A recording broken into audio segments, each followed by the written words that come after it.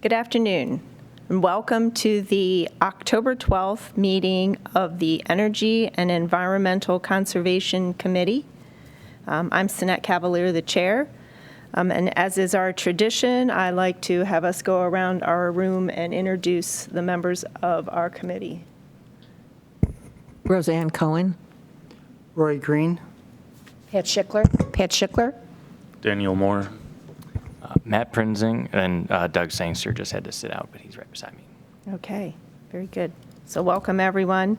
Our first order of business today is a guest presentation, and we have invited today Bruce Zaretsky, who is a landscape consultant for the Town of Penfield. And this is part of our efforts to make sure that we as a group are also educated in things of our arena, energy, environmental conservation. So we have asked to set up some specific speakers to come in and make sure that we have some time to do some learning too. And we're happy to share that with you. So Bruce, if you would like to go ahead and get started. Okay, as we were just saying, I'm a landscape designer and I'm the consultant for Penfield. I've been the consultant for Penfield for about 20 years now. I've been in the business for about 40. And over those 40 years, I've seen a lot of planting fads come and go. I've seen the effects of climate change on how trees and plants are migrating, how certain trees that used to be considered native in our area may not be anymore, and trees that were considered not native may start becoming native. And to me, it's interesting, too, because what's going to be a native tree in 30 or 40 years based on how things are changing? And with the addition with the climate change, we're seeing pests that never seem to be able to overwinter in our area are now starting to overwinter in our area. So things are really changing, and I see a lot of trees and shrubs that are planted that probably should not be planted in our area given the circumstances now.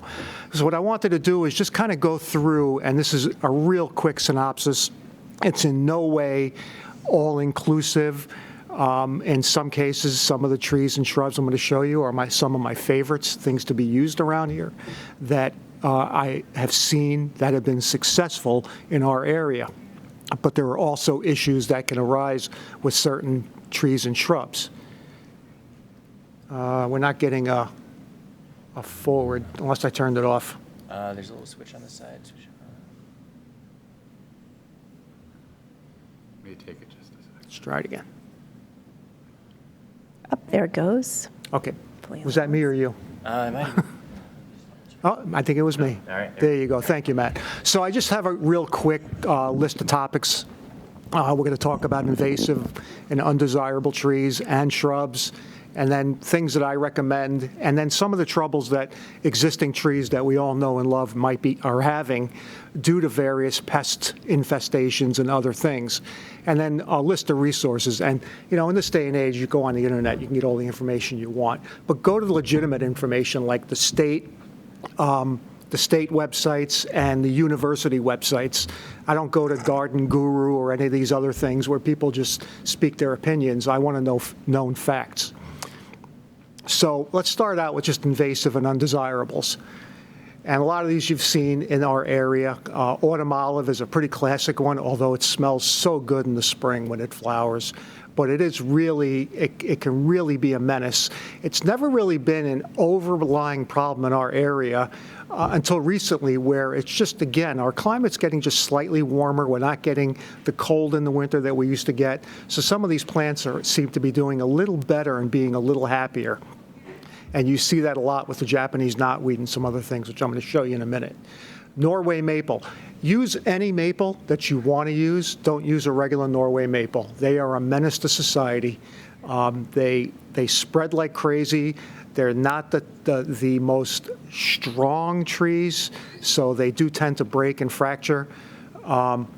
But they are just an invasive species. If you let an area go with Norways, the whole area will be Norways. It'll be a monoculture in Norways. There are many other maples that are much nicer. Black locust, this is a hard one for me because I love black locust. They smell so good again when they flower. They're considered an invasive species for our area. I'm on the fence with these. If I see a group of them somewhere, I like them. I see them flowering, I stop and pull the branches down, smell the flowers because they're beautiful. But they are considered invasive, and it's something to consider in the long term. Ailanthus, this is a tree that if you see it, cut it down. That's all I can say about them. They're a menace. They look a little like a sumac. They look a little like a combination of a sumac and a walnut, but they're neither. They are a very invasive tree in our area and further south as well. The sycamore maple, I don't know if I've seen these around here, so I can't really speak to them. I did take it off of an invasive species list from the state. It is an acer, so it is a true maple, but it's what they call it pseudoplatanus. It looks like a sycamore. That's what that means. Again, I haven't seen very many around here, but it's not the tree that if you're looking to plant trees in one of the parks that you want to go by. So I just stay away from it. This is another, you see buckthorn everywhere. I used to call this chokecherry, and I just recently learned it's a buckthorn. It's just a messy, weedy, not really a desirable tree, and it is considered, it's considered invasive. I've seen it growing in places where I didn't see large stands of them. We've seen 3 or 4 of them on a site. We tear them out and move on. But it is, again, it does come off one of the state lists of being an invasive species, so I thought I should include it here. Everybody's seen Bradford pears. One of the reasons why you see the tree of the year or the plant of the year, like there's the perennial association perennial of the year. Every year they come out with a perennial that's going to be the perennial of the year. When you start seeing lots of one tree, it's because the growers grew the hell out of them and they want to sell them now. So they're marketed as the next best thing since sliced bread. Bradford pear was one of those trees. In the 60s, every developer planted a Bradford, every house, with the house you get a Bradford pear. And these are incredibly weak trees. Pears, there are pears that are very nice and a lot more lateral branched rather than vertical branched. Any tree that tends to grow in a vertical formation like this or a V formation like a Bradford tends to be a weak tree, and all you need is one good snowfall or a heavy wind and they'll snap off. A lot of builders now are planting the true Cavaliere, this is Cavalieriana, but there is a Cavaliere pear that is not a Bradford. It's a little confusing, but you have to be really careful in the tree that you buy. I doubt any reputable nursery is selling Bradfords anymore. I say I doubt. You never know. So, kudzu is a good example. I put this cartoon in there because I thought it was a really good example of something that it's starting to work its way north. This was a big problem in the South. I just saw a show recently where people are making, they're cooking it and they're using it for food. It's unlimited, so you got plenty of it. But it is working its way north. And again, when I say 30, 40 years, what's it going to look like? You don't know what it's going to look like here. Our climate's rapidly, I come from Long Island originally, which is a true zone 7. There are plants growing here now that grew on Long Island that never would have made it here when I first moved up here in the mid-'80s. So this is another one to keep your eyes out for. Burning bush, the true burning bush is considered invasive. A true burning bush are the ones that grow 20 feet. The dwarf, which is Elatta compacta, which grows about 7 feet, is not an issue. You still see it everywhere. And this is another one of those plants that people love because in the fall, they are just like stunning bright red if you plant them in full sun. But the species, the true species that grows 20 feet like a small tree is considered invasive. And they they get little berries and the birds eat them and they take them along and they drop them elsewhere. That's how they spread.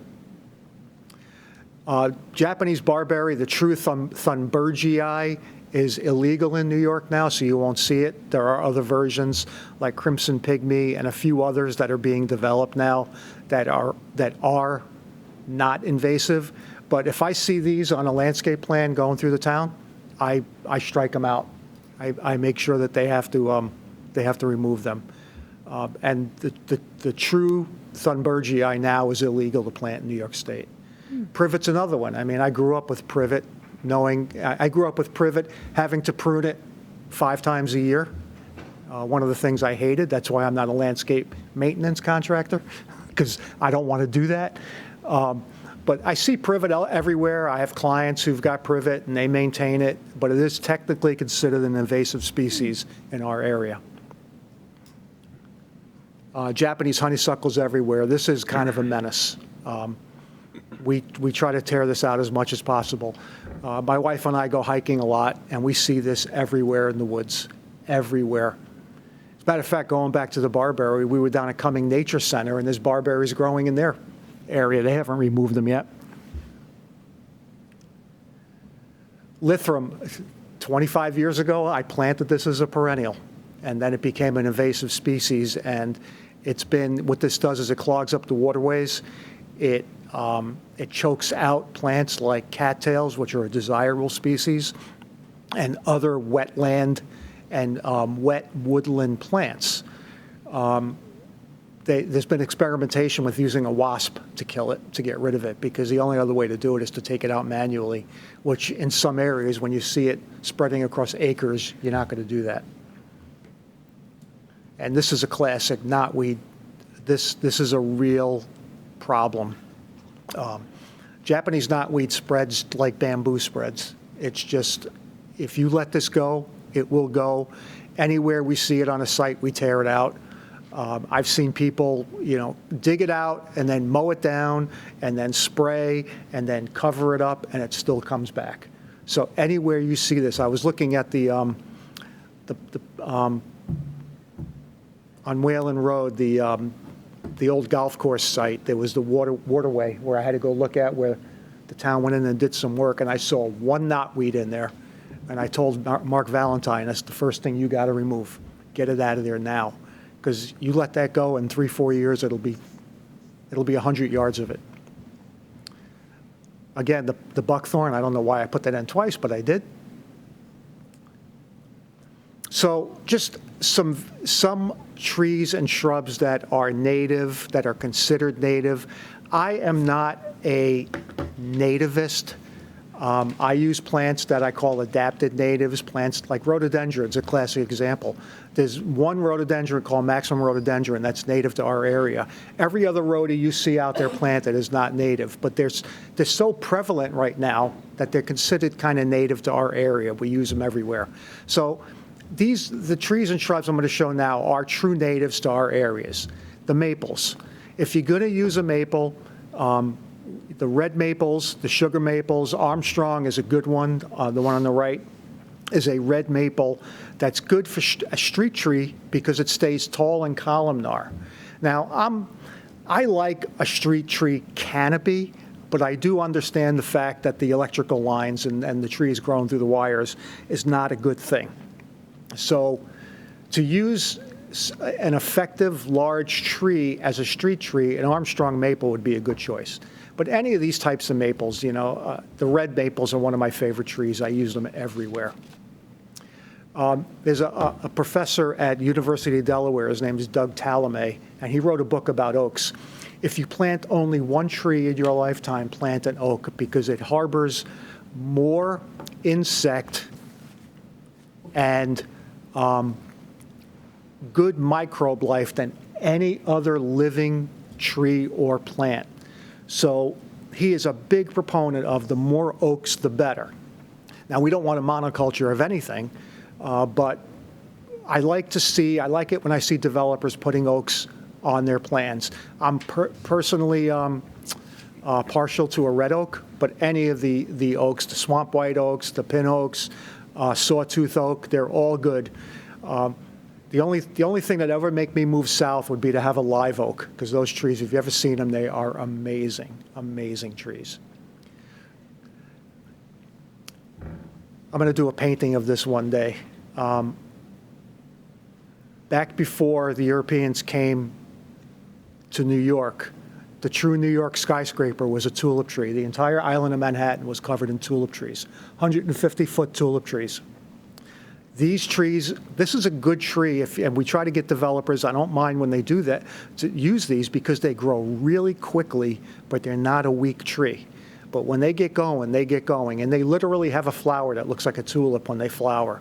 This is a true native. This was all over the Northeast before the Europeans came and we started cutting trees down for various things. Beautiful, beautiful tree. Black cherries, you see these everywhere in the spring. These are the big, tall, white flowering trees you see in the woods. It's a great tree, and any of the varieties of cherries is flowering trees, but this is a big tree. These will grow 50, 60 feet tall.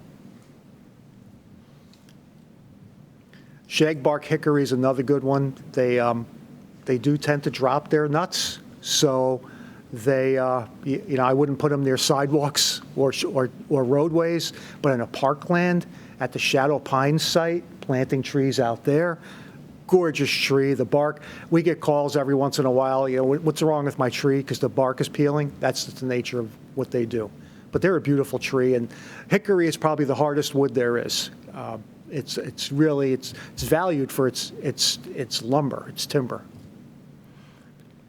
We use a lot of birches in our work. I like river birch, and then the heritage river birch is a combination of a river birch and a white birch, so you get the white bark that everybody loves, because the traditional Papyrus birches, white birches, were having issues with birch borer and leaf miner. So I don't really plant white birch. I'll plant the heritage river birch. And the gray birches are more of one you'll see out in the woods. It almost looks like an aspen. All beautiful, great trees, fast growing and long lived. But this is my favorite birch. You don't see these a lot. This is a yellow birch. These grow mostly like near water and in like cool, if you go hiking in the woods and you go down to a ravine, you'll see a lot of yellow birch. A yellow birch has bark that looks like silver cherry bark. It's just a stunning, stunning tree. I've recently planted some out to see what they'll do because it's just a great tree. So I recommend this one for naturalizing spaces as well. This is considered a weed. We used to say that staghorn sumacs are the one tree you'll see growing out of the side of a building, and they will. They are a tough tree, but in the fall, how can you beat that color? So again, if we have a conservation easement, I did a design for a client, Victor. His whole back property is a conservation easement, and one of the trees that I put out there was this, because why not? Let it do its thing. It's not invasive. It grows very well, and it supports the birds. Those flowers you see on the left are seed pods that support the birds, and then in the fall, just an incredible color. Looks like it's on fire. It's beautiful. Lots of different evergreens for our area. There's certain evergreens that don't do well in our area, and obviously in areas where there are a lot of deer, you don't plant things like arborvitae, plants like that. But white pines, cedars, any of the spruces, the Norways, the Serbians, the white spruces, any of those are great trees for our area if we need evergreens. There is another one that's not native to our area. It's called Western red cedar. Everybody calls it green giant arborvitae, but I refuse to call it that. It's Thuja plicata. It's a western cedar, and on the west coast, it's called the tree of life. They'll grow 150 feet. I was looking at ones with diameters of trunks like 10 feet across.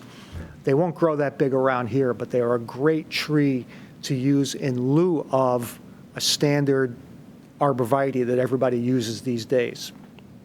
And even our native eastern cedar, Juniperus virginiana, eastern red cedar is also sometimes called an eastern arborvitae. And then flowering trees, dogwoods, serviceberries, crab apples, these are all good trees for the sites in this town, in the parks, everywhere if you want to get color. I like, for ivory silk lilac is one of the most pollution tolerant trees. So I recommend that as a small street tree. If there's a roadway If there's like a development where they put a median down for an entrance and an exit, it's a great median tree because it doesn't get large, 20 feet by 20 feet, flowers later than most other trees, late June, and it can handle pollution, it can handle almost anything, salt spray, everything. So the ivory silk lilac's a good one, and to prove that, you see them in every Wegmans parking lot. As far as shrubs, maple leaf viburnum, I've never seen this sold commercially. I wish it was. We see this all through the woods. It looks like a small maple, but it's actually a viburnum. Pretty cool plant, great berries, great color, fall color. It's a great, again, I'm thinking about shadow pines and the woodlands and designing that space in there. I've been all over Mark Valentine about that space and letting me stick my nose in there a little bit because it's really has a great opportunity to create educational spaces and obviously walking spaces and use spaces, not just the pickleball courts and the disc golf and all that, but you know, a natural environment, almost like a botanic garden flavor. This is the best native plant you will ever see, and nobody plants it. I buy these out of one of our local wholesale nurseries. They told me I'm the only person who uses these. Spice bush, Lindera benzoin. If you go hiking anywhere around here in the spring and you see yellow clouds in the woods, that's the plant right there. Gorgeous, gorgeous plant, and harbors the spice bush swallowtail as well. Button bush is another one. Lately, we've taken to calling this the coronavirus plant because the flower looks like a coronavirus. It doesn't sell it very well, I guess. But it is a really neat plant. I mean, when these are in flower, they're covered in pollinating bees.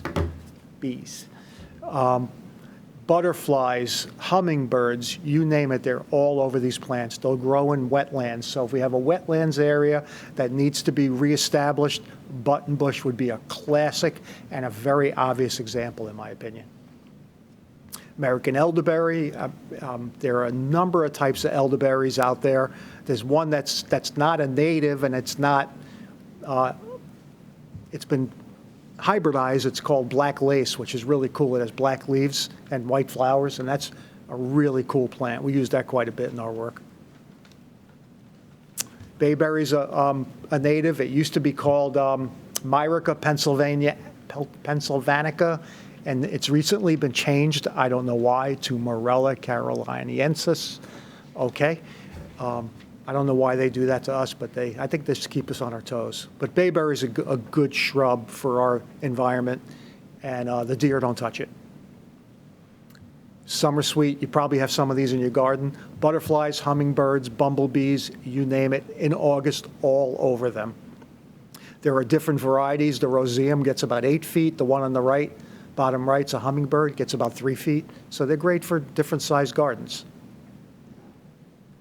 Any of the red twig type dogwoods, including yellow twigs and orange twigs and Arctic fire and you name it, again, for winter interest and hardiness, wetlands reclamation,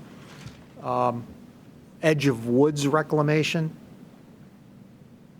And I can go on, but I know I don't have that time to do that. So I just put a list on here. I gave Matt a listing, I emailed him a handout with all of these in there, so you can, just educate yourself. When people, again, you have me as a backup when it comes to looking at landscape plans coming in from developers. I'm looking for these things. I'm looking for what shouldn't be used, as well as what should be used. Some trees are in trouble. Blue spruce is having some cankers and some needle cast issues, and people love blue spruce. My clients love them, but I'm not really planting them because I'm worried about some of these diseases. The hemlocks are having a woolly adelgid. This is a classic example of climate change warming our climate locally, and these were never here. These were in Connecticut. They were on the coast, Zone 7. They are working their way to our area. And if you have hemlocks, I have property in Bristol. It's covered in hemlocks. I don't want to see this bug here. That's a bug. what used to be called gypsy moths are now called spongy moths. If you see these sacks on trees, rub them off. We're the crazy people when we're hiking and we see trees with the sacks, we scrape them off with sticks. Because these will decimate trees, as you saw a couple of years ago. They only went through 1 year this time, which was great. A good friend of ours was down in Delaware, and he said, this beautiful bug landed on my shoulder, and I loved him, and he was so beautiful. And he was telling us what it was, and we said, Andy, you have to kill that bug right away. This spotted lanternfly will decimate our grape crops. Think about the Finger Lakes and our wineries. If you see this bug, kill it. It's pretty, step on it. Because it will, if it, it could decimate our wine industry locally. As part of the handout, there was some resources. I highly recommend these websites and any academic website. And the Missouri Botanic Garden has great resources as well. We get a lot of information off of their site. I don't do any of the blogs or any of that stuff. If you want to educate yourself about things, go to the proven scientific study sites. And welcome to fall.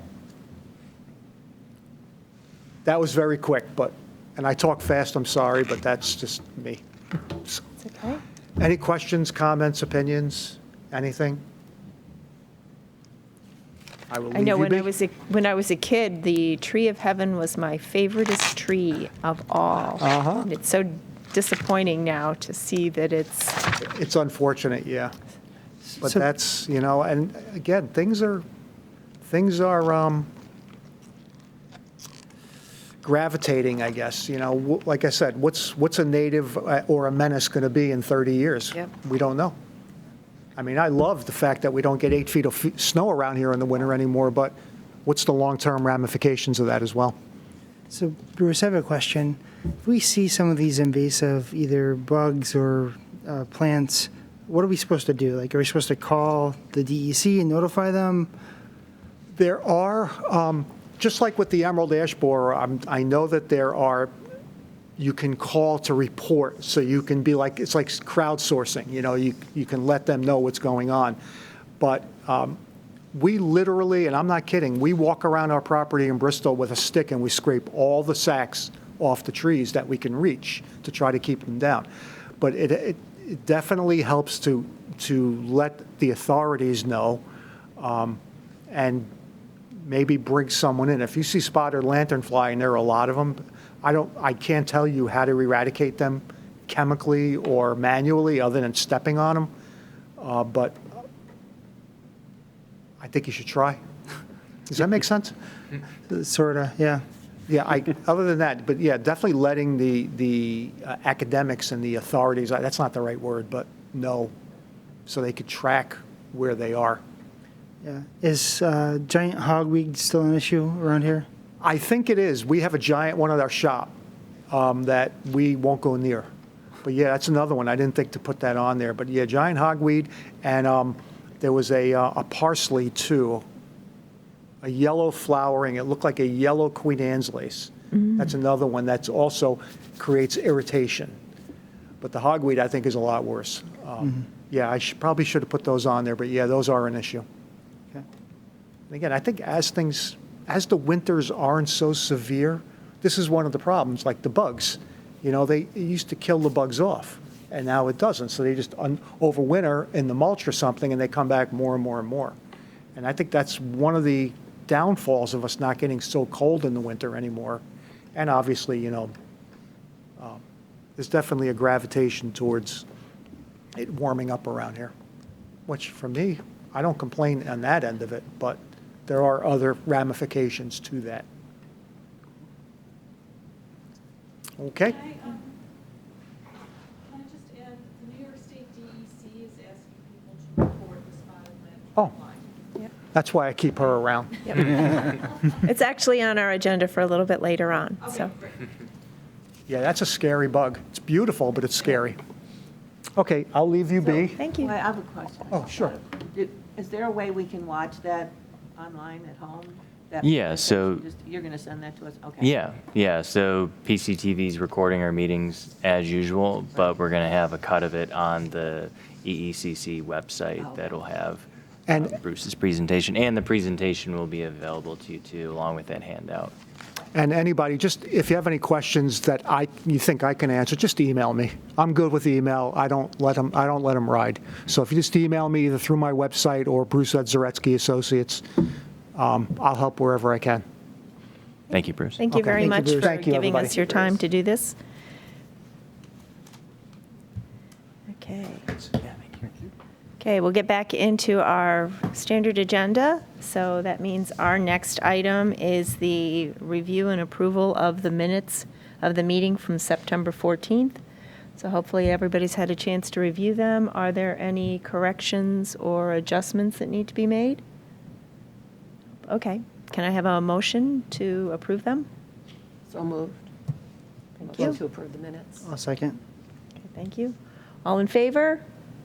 Aye. Aye. Okay, any opposed? Nope, another good job, Matt. Thank you very much for taking the time to do that. I think that has to be one of the most tedious things that we actually have you do, is watch a video ad nauseum and write down what we said. Okay, on to our standing reports. We actually have one from me this time, which is for the Monroe County Environmental Management Council, and I sent it out yesterday. This was my first opportunity to attend the Environmental Management Council. I was quite fascinated because I actually did not know what it was, but it's made up of official representatives from all of the towns in Monroe County. And so this particular one, because it was a roundtable meeting, was a really good opportunity for me to meet and hear what was going on in all the different towns.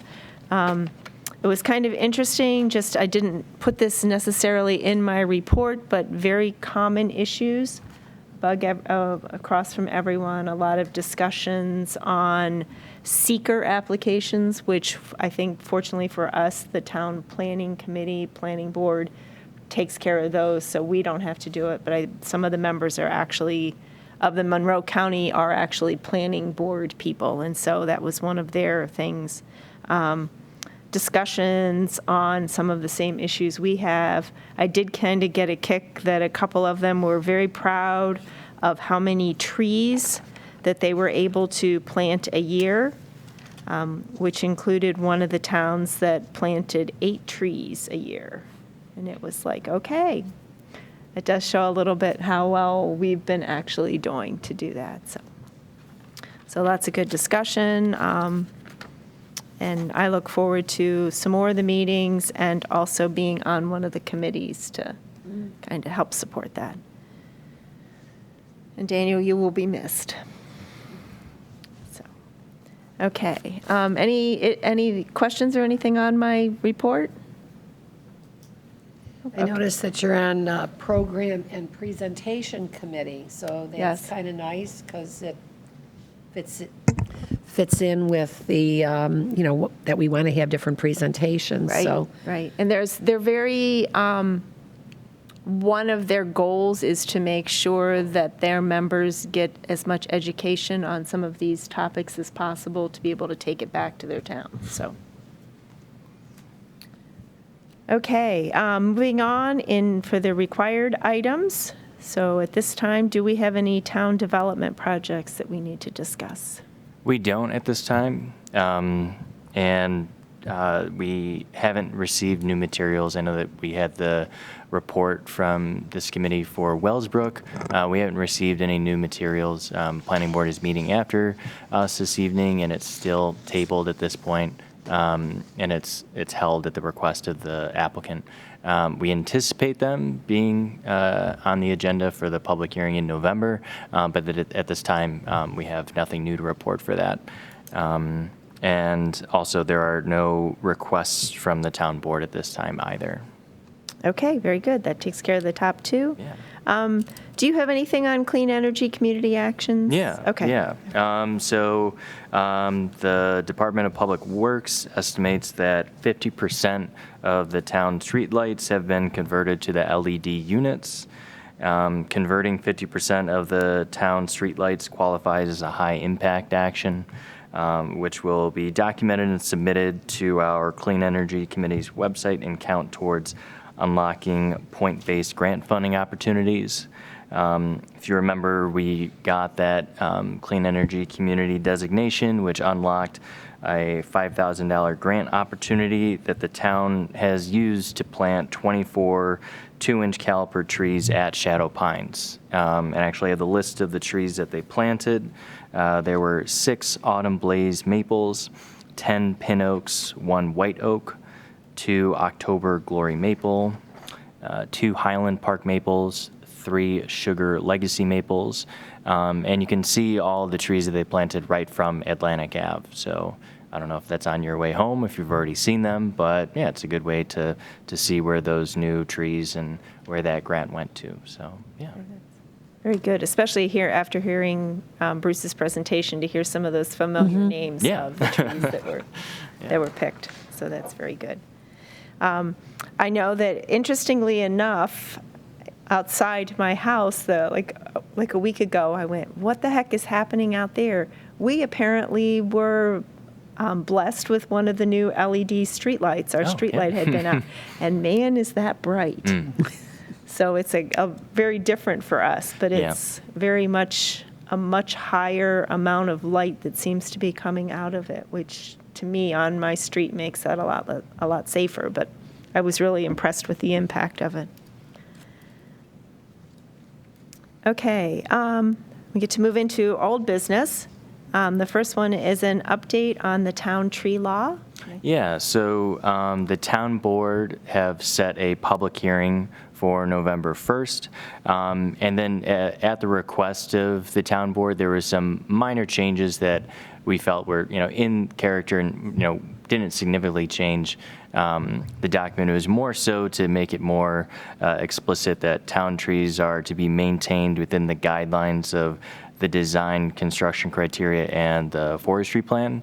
And we had a definition for town forestry plan in our committee's draft, but we didn't have one for the design and construction criteria, so we added that in and pulled it directly from the design and construction criteria. But yeah, for the most part, it was just making those terms and making an understanding that the decisions from the director of the DPW kind of defers to that and works through those items in order to make their decisions about how to manage hazardous trees and so on. So so again, that public hearing is November 1st, and that's fitting our timeline of potentially adopting the law this year. So everything's still on track for that. Do you want us all to be there for that? I mean, it's certainly not a requirement, but I would say that if any of you wanted to go as a resident and state your, how you feel about it and anything like that, I mean, as you would for any public. That's part of a town board meeting?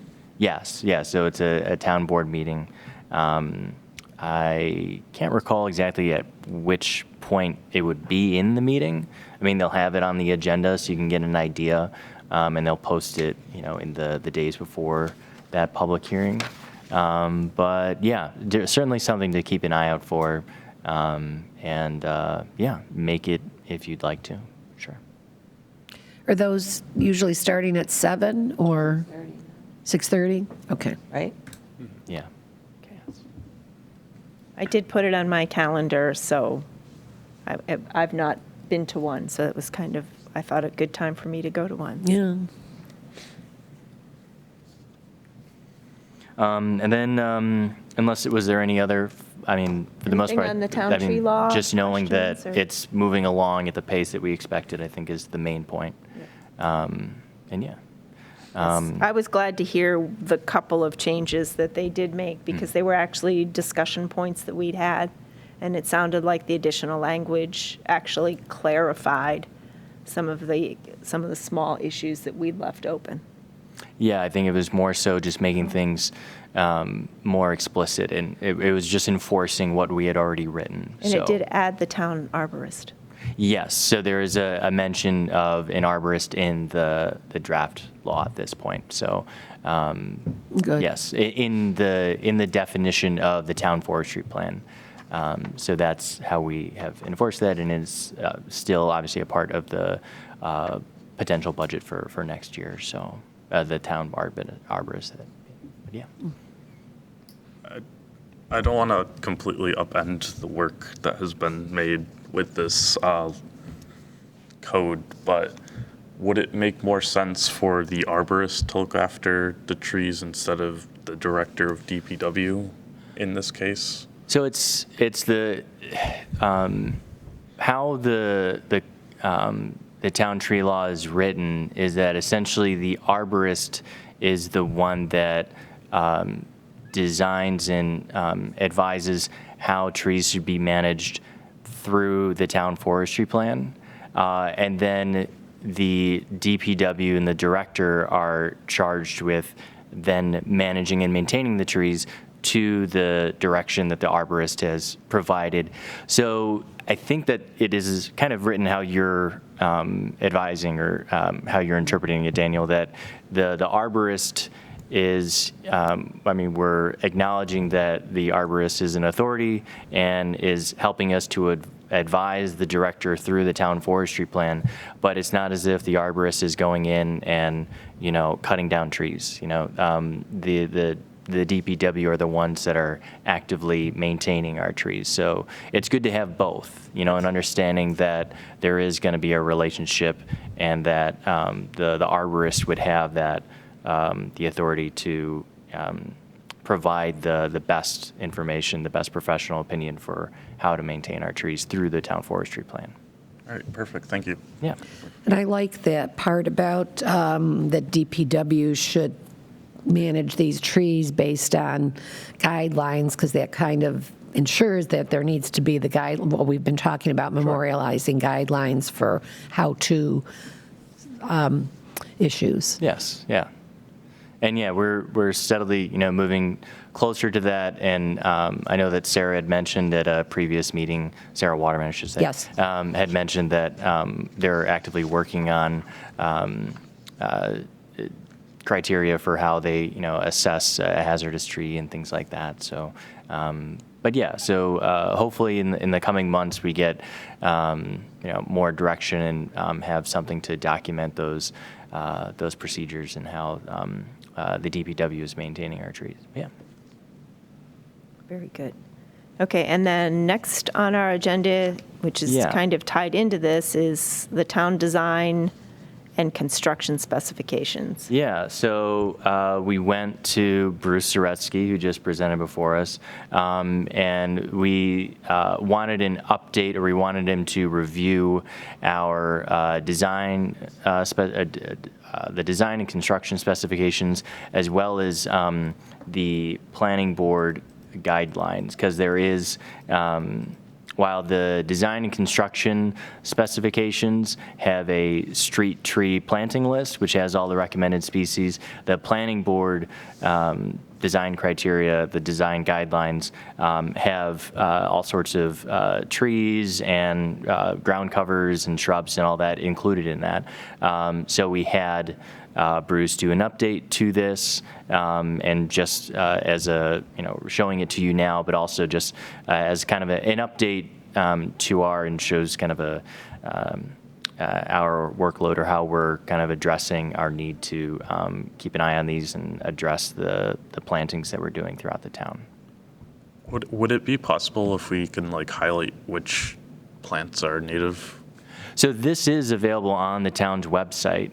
But are you saying having a call out to which of these are specifically native to our area? I can follow up with Bruce and see if we can have an amendment to it to show which ones are actually native. It could be that all of these are, but I know that there were ones that he had mentioned in his presentation that aren't necessarily native, but are being adopted in this area as, acceptable. Yeah, that could be a follow-up question with Bruce. Yeah. It's good to see that this is actively being updated on a regular basis. It's good evidence for us. Yeah. So, good. Okay, and then any other questions on that? We'll move on to the community choice aggregation update. Yeah. So I'll just pull up the letter that was sent out at the beginning of the month.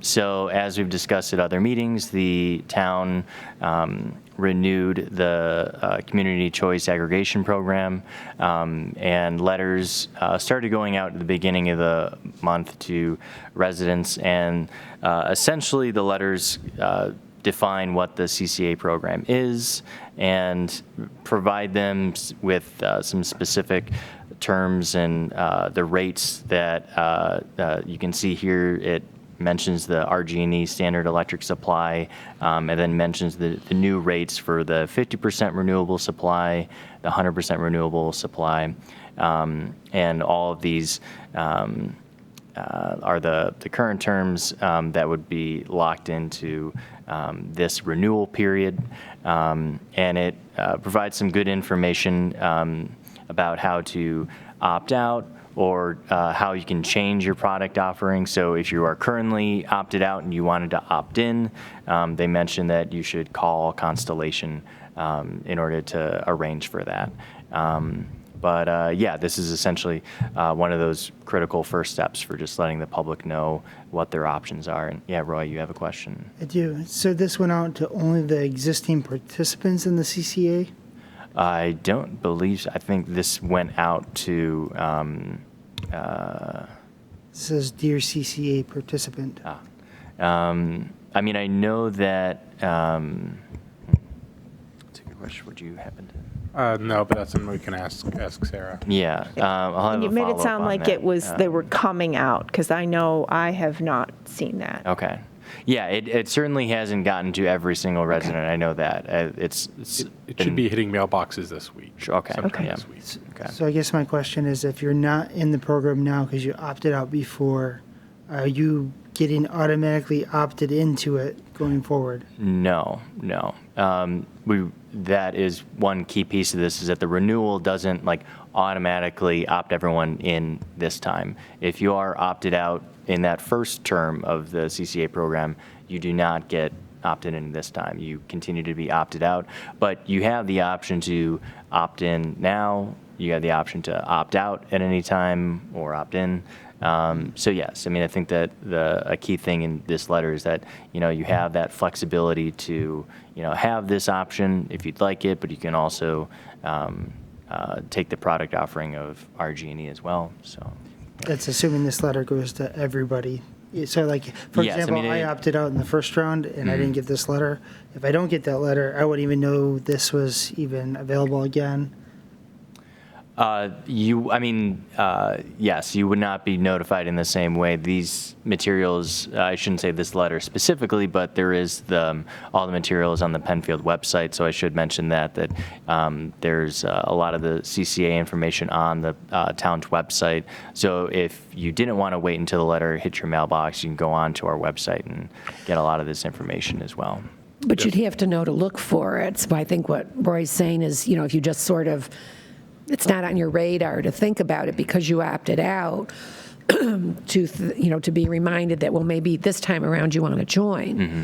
There's nothing like that going out. Well, I should say we'll have to follow up with Sarah and someone, or we can ask. So the letters only went out to people who were already participating in the CCA program. Mm-hmm. Which is my point, right? So if you're not participating, you wouldn't know to go look at the website to re-opt or you even have the option to participate again. I have a quick question about it. So the New York State Public Service Commission is currently voting on whether or not to allow RG&E to raise the rates over the course of 3 years, and current rates that RG&E is asking for is for electric 37.4% and for gas 33.9% over the next 3 years. How will that impact this program? I don't know how the numbers will affect it off the top of my head. I do know that that vote went through, although they only got, I think, half of what they were asking for as part of that. But I mean, I'm assuming it will change the RG&E's variable rate. What that variable rate will go to, I don't know. I'd have to figure that out. All right. I don't have that number on. That's fine. Yeah. Yeah, since it looks like the CCA rate is substantially higher than the RG&E current or historical period that's being used, I mean, is there an expectation that the rates are going to go up to make this an economical decision as well as an environmentally responsible decision? There's a lot of factors that go into RG&E's pricing, and it's hard to predict where it'll go. Okay. I just know the first go-round, it seemed like they were a lot closer together, which ended up making the CCA very much a economically beneficial option. Okay. So these rates you're showing is the supply and the energy combined, or is it just the supply? It's just the supply, because the delivery charge will be the same regardless of whether you're in the CCA program or not. The only difference is in the supply charges, because essentially you're paying for a different supply of energy. The delivery is still handled by RG&E, so their standard delivery transfer charges, all that will still apply. So I think the rates that Daniel was talking about and what you were talking about being half, wasn't that the delivery piece? It might be. I'd have to take a closer look at it. Okay. Well, thank you for the update. It looks like we all have a little bit more education to get on the CCA. We'll look forward to hearing more about that, probably. Okay. In the month of September, we had several events, and I think we were going to talk about seeing if we could get some wrap-up of the events. Yeah. So one of the ones that we discussed was the household hazardous waste drop-off, which didn't take place in the town of Penfield. It was just nearby in Webster. And we inquired about any details or metrics regarding how this event went, but the county did not, and we heard that they normally don't provide any follow-up information about, how much materials were brought in or how many people participated. Yeah, we'll, if it happens again, we'll inquire again and see if there is anything that we can glean from that. But and then the other event, the RAT EV car show, which was September 23rd. They had a very successful event for the National Drive Electric Week. They wanted to thank everyone that came out and contributed, and it was recorded as the 5th largest EV show for 2023 by registered vehicles. They reported nearly 3.6 million electric miles driven from the vehicles that registered. So pretty impressive turnout. They were very proud of that. Yeah, those are the 2 events that we had follow-up items for.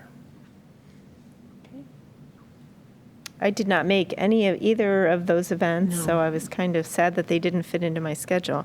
I did get to go to Dolomite for their open house, though, and that was quite fascinating, especially if you had little kids that like to see the big trucks. It was quite a big shindig for them. Okay, we get to move on to new business. So we have some upcoming events to get on our radar. So the first event that we have is another open house. That one is at the Department of Public Works. That is on October 14th, this Saturday. Just pulling up the details here on the town's website, and I'll zoom in here. But yeah, so it's the entire community is invited to attend, have guided tours of the facilities, and exhibits of town equipment will be on display. More big trucks? Yeah, more big. Yeah, we're really into the big trucks in the fall. Yeah, inner workings of road maintenance, sewer, and stormwater treatment, things like that. So, another good event to get an inside look into some of the inner workings of the Department of Public Works. And again, that's this Saturday. And then we have the brush drop-off on the 21st. And I'll just pull that up again. It's also a Saturday. Yeah, so this will be next Saturday, and just shows the materials that they'll be accepting and items not accepted. So this would be a drop-off of event for residents at the Highway Department. And provides a little map there of where you can find that. So another, that's 7 a.m. to 3:30 p.m. And then one event that is not in the town, but is one that we wanted to bring to the attention of our committee here, is the DEC's relief workshop. This is a Thursday, I believe. So this is November 2nd of this year. And the DEC puts together these relief urban forestry workshops. So that timing again, 9 a.m. runs to 2:30 p.m. And if anyone on the committee here was interested or available to attend this, we could arrange for the committee's funds to pay for your registration for the event. Essentially the theme of it is storm response before, during, and after. So trying to address and put together plans for mitigation planning for tree management and things like that. So very relevant to some of the discussions we've had about hazardous trees. One note that was here is that they'll be presenting, or they'll have available soon, this DEC's Community Forest Storm Mitigation Planning Guide, which seems like it'd be a good resource when we're putting together a town forestry plan and seeing just kind of practices that the DEC recommends for identifying and mitigating hazardous trees. So again, we can follow up on that, but I just wanted to present that and make that available to any of the committee members that may be able to make it. That's the flyer you attached to our Yes. notes and minutes. Yeah. I don't see. I haven't seen a specific date or like when the last date is to register. I can let you know once I follow up with them and figure out if there is like a hard deadline for your registration. But again, we can follow up and have that discussion if anyone is interested. Do you know, is anybody from the town going? Is that something that you guys somebody has time to do?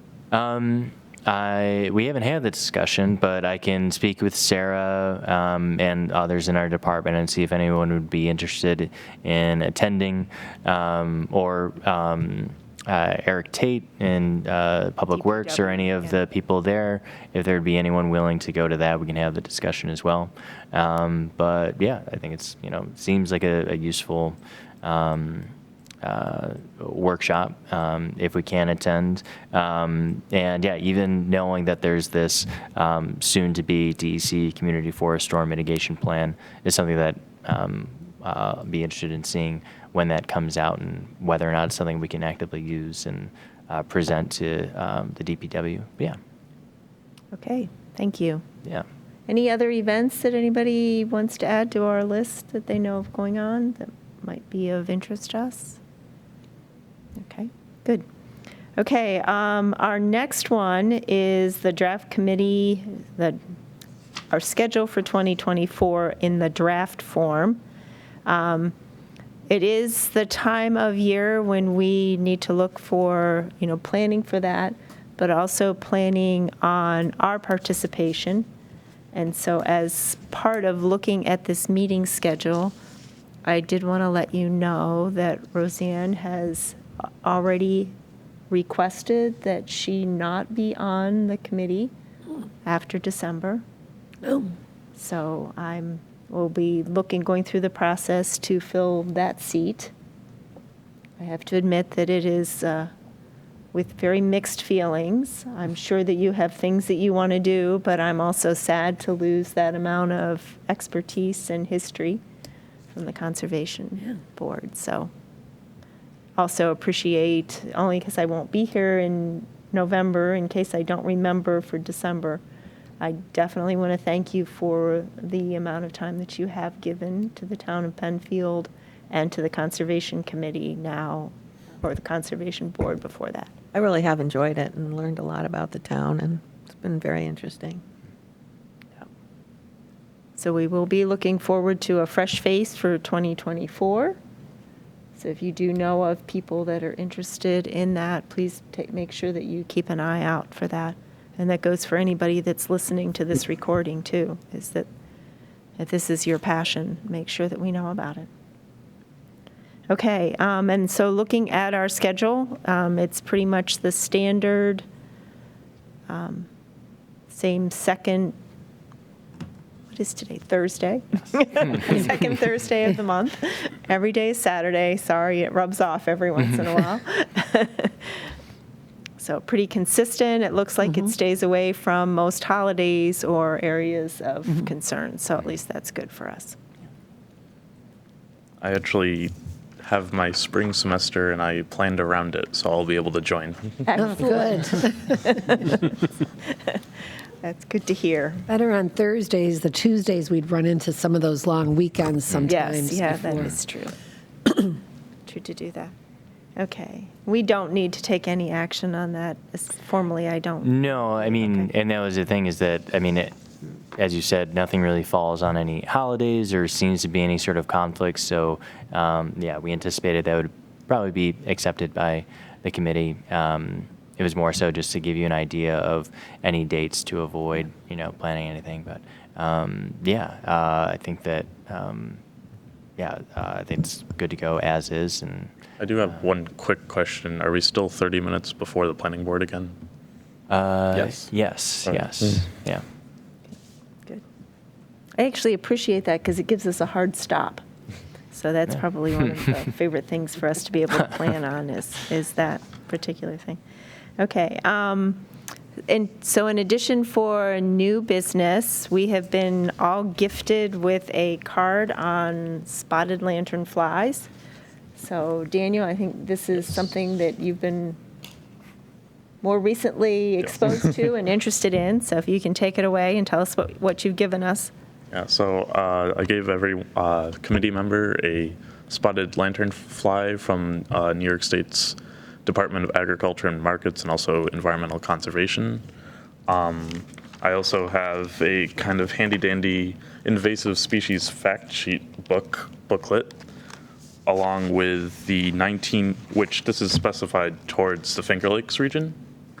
And I can pass that along, and I can also give the link of where to find it.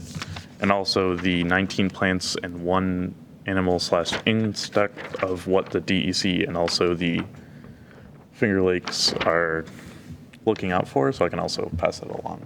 Those are plants that are going to be impacted that we expect to find them on? These are invasive.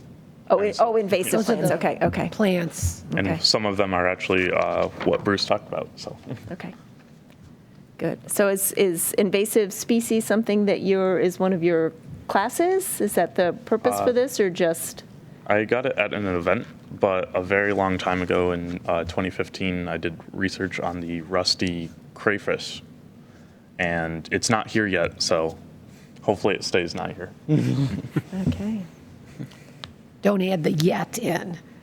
Well, Yeah. We hope yet's it's not. happened We too hope it's fast. never a yet. yes. Okay. So thank you for that. I know that within our region, so many of our agricultural crops have the potential, as Bruce mentioned, grapes. Specifically. I do have friends that grow blueberries, and blueberries have been quite challenged because of it as well. So, okay, is there any other new business for us? Okay. Our last meeting, we actually kind of did a lot of live discussion on some things that we'd like to look forward to for next year. And I think that's one of the things that we'll be either looking at the November meeting or also at our December meeting most specifically, is to see what projects and speakers and specifically that we want to take on for next year. So to do that. I am not here at the November 9th meeting. So that's one of the things that we'll be looking at depending on agenda items. If we end up with not a significant amount of business, just to let you know, that meeting might be canceled. So, but we will then have our December meeting with great robustness. So, okay. Can I make a suggestion on maybe getting a Google Sheets together and maybe start brainstorming some things we might want to continue talking about? So projects and initiatives and speakers and stuff like that. So just a group sheet. Yeah, I'd appreciate that. Do you want to take that on for us, Matt? Yeah. Especially since I know our last meeting, we had, I think, a boatload of ideas. It just seemed like we were all coming up with good things that we really wanted to look at, and that would be Yeah, a good I'll definitely format. pull a lot of those items straight from the minutes from our last meeting and previous ones, just things that we've been wanting to address, and just kind of make like a draft or mock-up agenda, and just show some of those materials in writing, and have that as just kind of a checklist of, we have addressed it, and what's the next step with each of those items. Yeah, because this would be the time to really start thinking if we were going to have any kind of tree or shrub giveaway, so that we're in line to be able to say, yes, we're going to do that, rather than, oh, no, we've got to place an order. So. Yeah. Oh, Matt, one other thing, that the listing that you said Bruce updated for the shrubs, is that online any place, or it's not something you sent out to us, right? No, I so, looked. Yeah, that list I can send out to the committee as just a follow-up. Okay. But that is a part of, not the town's design and construction specifications. It was specific to the planning board's, design criteria. So once that's accepted into the planning board's guidelines, then we'll have it, finalized and put on the website. And so that would be like the final completed version of it. Okay. But also, because Daniel had that follow-up question about having, additional, if we were going to add like an asterisk or something to mention like when something highlight out which was native. Yeah, so that could be something that we follow up with Bruce and see if that's something we can add into it. But yeah, so the list that specifically Bruce sent, I can share with the committee as a follow-up. Okay. Specifically, it flashed by too fast, so I couldn't read it all. I thought there was a line towards the end of it, something about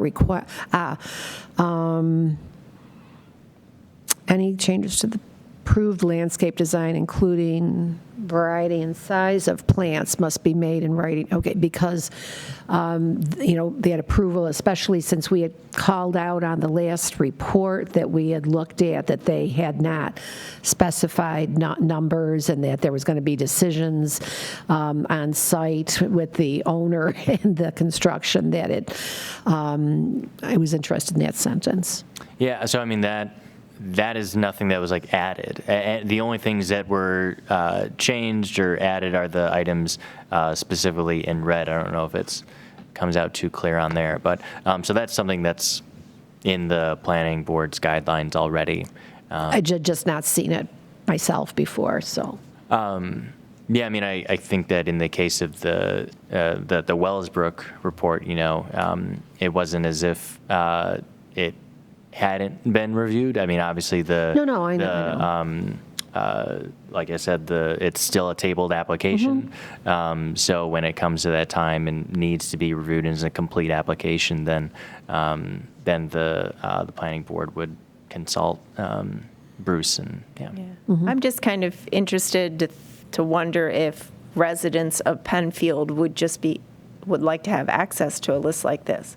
So even as they do small landscaping jobs, clean up things, have a tree die, need to put something back in, if they had kind of a nice list that says, hey, this is what Penfield's recommending right now, that might be something. And so that's what I don't know. Where is this located? Yes. Is it on a website, or is it strictly something that the town planning? This Department. document, I mean, not this one that Bruce sent us with the updates, but the planning board guidelines is a document that lives on our website. Okay. So that'd be something I could, again, share with the committee as a follow-up, but yeah. As well as the town's design and construction requirements.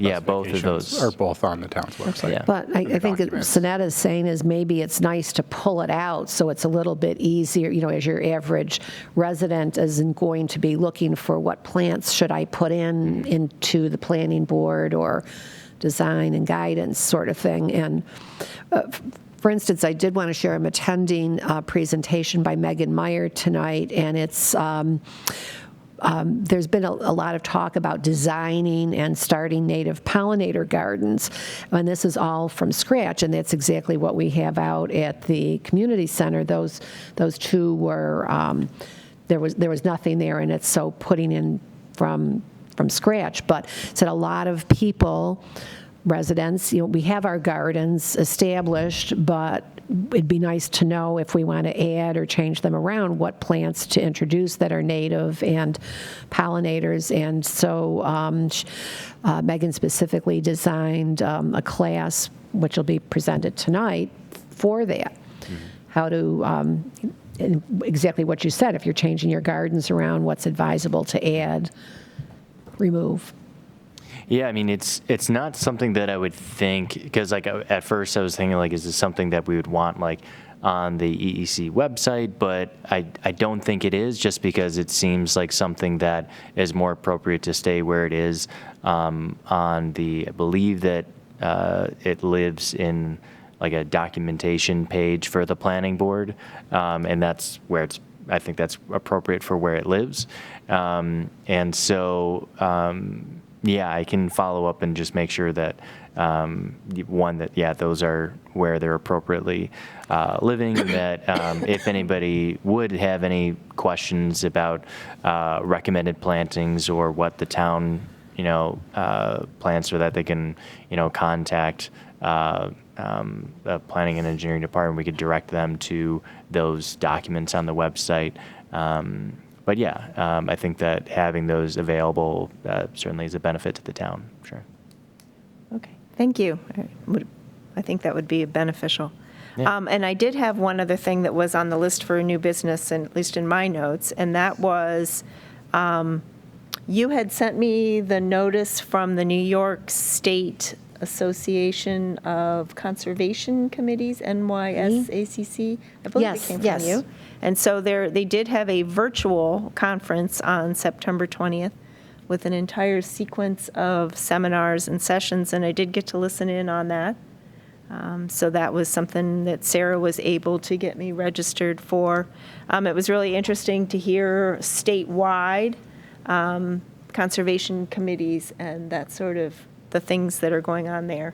So there was a lot of topics on agriculture, which is interesting because I never really think of that. Biodiversity, because of the location of the actual conference, Cayuga got quite a bit of opportunity to present on what's going on with Cayuga Lake and water quality.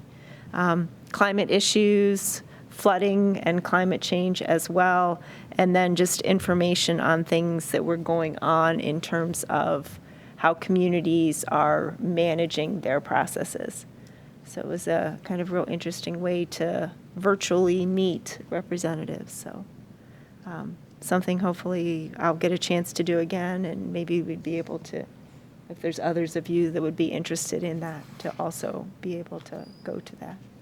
I'd be interested, actually, I was looking at some point, if there were others going, to actually go, attend in person. I've attended a virtual day before, and where I learned information about the leaf blowers, for instance. It's starting that whole discussion back when. Okay, any other new business? Okay, good. At that time, this time, I'd like to adjourn the meeting. Do I have a motion to adjourn it? Motion. Go for it, yeah. Second? Second. Okay. So I declare this meeting, the October 12th meeting of the Energy and Environmental Conservation Committee adjourned. And it is, no idea here, 5:44. 5:44 PM. Thank you. Yes.